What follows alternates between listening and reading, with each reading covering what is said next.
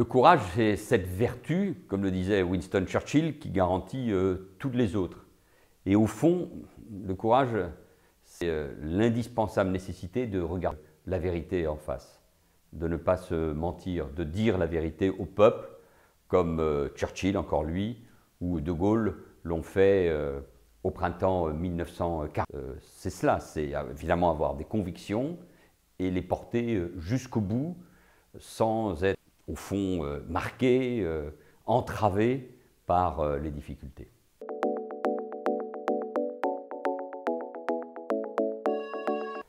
Il y a beaucoup de manifestations de courage parmi des gens très connus et parmi des inconnus. Au fond, par exemple, ces dernières années, il y a une manifestation de courage incroyable que les Français connaissent.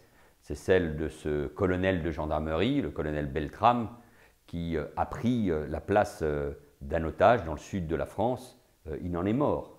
Il y a beaucoup de manifestations de courage, mais peut-être aujourd'hui, c'est comme cela que je termine mon livre, quand vous interrogez les Européens, peut-être même l'opinion mondiale, celui qui, comme de grands personnages que j'évoque toujours dans ce livre, illustre le courage face à l'adversité, face au totalitarisme, face au défaitisme, c'est évidemment Volodymyr Zelensky, qui refuse d'être conduit hors de son pays par les Américains et qui résiste et qui, par sa voix, les médias, les réseaux sociaux, donne du courage à son peuple, transmet de la force, de la volonté, de l'enthousiasme aux Ukrainiens pour résister à l'invasion russe et même la repousser. C'est lui qui, comme Churchill, incarne pleinement cette manifestation du courage politique. On ne prédisait pas ce destin. Son mandat a été décevant au bout de 2 ans après son élection. Il y avait beaucoup de critiques, mais voilà, des événements considérables, terribles, lui donnent cette possibilité d'être lui-même, de changer sans doute, de ne plus être un acteur de série, un président qui est élu contre un système, mais d'incarner la résistance d'un peuple et les valeurs de démocratie qui sont celles de tous les Européens.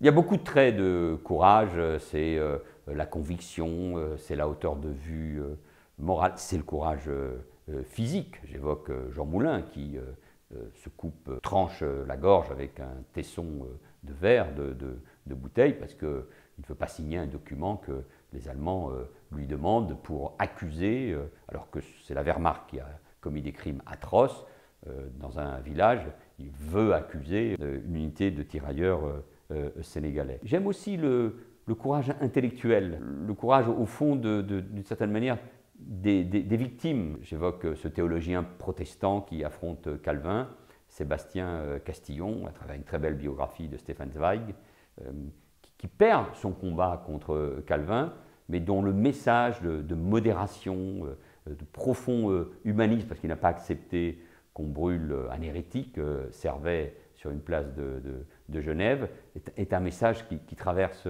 les siècles, où le courage d'Ossip Mandelstam, qui est ce grand poète, profondément poète, qui n'a que les vers, qui n'a que les lettres, qui n'a que l'écriture pour s'opposer à Staline, mais dont l'œuvre restera parce que son épouse, Nadejda, apprend par cœur son œuvre. Voilà, c'est aussi ce couple de Russes qui incarne une autre forme de courage, qui est celui de la culture, de faire passer un message qui nous atteint et qui est émouvant, parce qu'ils sont victimes d'un système, mais au fond, leur message est plus fort que celui des dictateurs.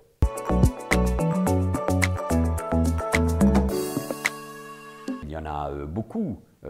Revenons évidemment au courage d'un Charb, qui est le directeur de Charlie Hebdo, qui est celui qui ouvre ce livre. Pourquoi? Parce qu'il sait qu'il peut être victime des terroristes, puisque Charlie Hebdo, avec lui, avant Philippe Val, n'abandonne pas le combat de la liberté de conscience, de publier des caricatures, de se moquer des autres. C'est cet esprit français, cette force qui a été célébrée partout dans le monde, et notamment dans notre pays avec les grandes manifestations du 11 janvier 2015. C'est à la fois la conviction qui reste Et puis on affronte la réalité en face, y compris la mort. C'est ce courage qui, évidemment, d'une certaine manière, nous dépasse. Moi, je suis très modeste, plein d'humilité face au personnage dont j'ai tracé, illustré le portrait dans ce livre. C'est aussi celui d'un Albert Camus qui réfléchit en pleine guerre d'Algérie, qui cherche à trouver un compromis, une voie médiane, qui sait que les deux camps qui sont en train de s'affronter,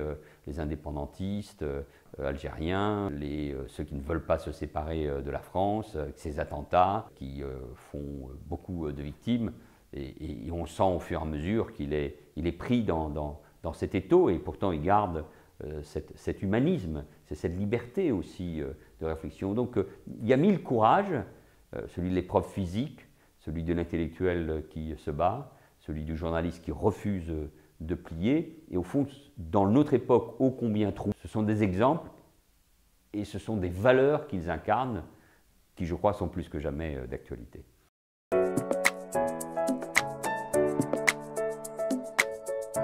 Oui, j'ai écrit ce livre sur ces 12 personnages, Charme, Sébastien Castillon, Clémenceau, Louise Michel, le couple Mandelstam, Malraux, De Gaulle, Churchill, Camus. Ces 343 femmes pour le droit à l'avortement qui signent une pétition connue ou anonyme dans le Nouvel Observateur, Jean-Marie Djibaou, Jean Moulin, Willy Brandt qui ne fait pas un discours dans le livre mais qui s'agenouille, qui demande pardon d'une certaine manière devant le monument du ghetto de Varsovie.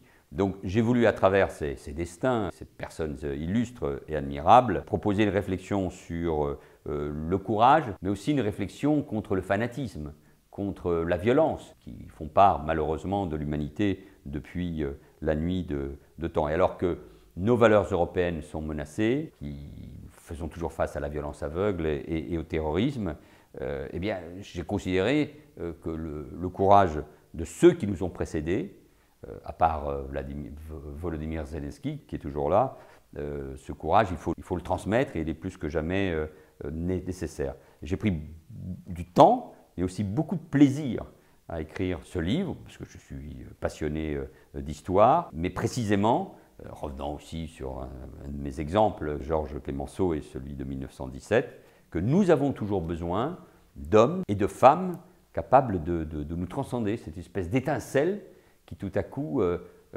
transporte les peuples, parfois contre les opinions publiques, mais dont l'histoire, les faits donnent raison. Donc j'espère que ce livre sera utile et que cette réflexion sera appréciée.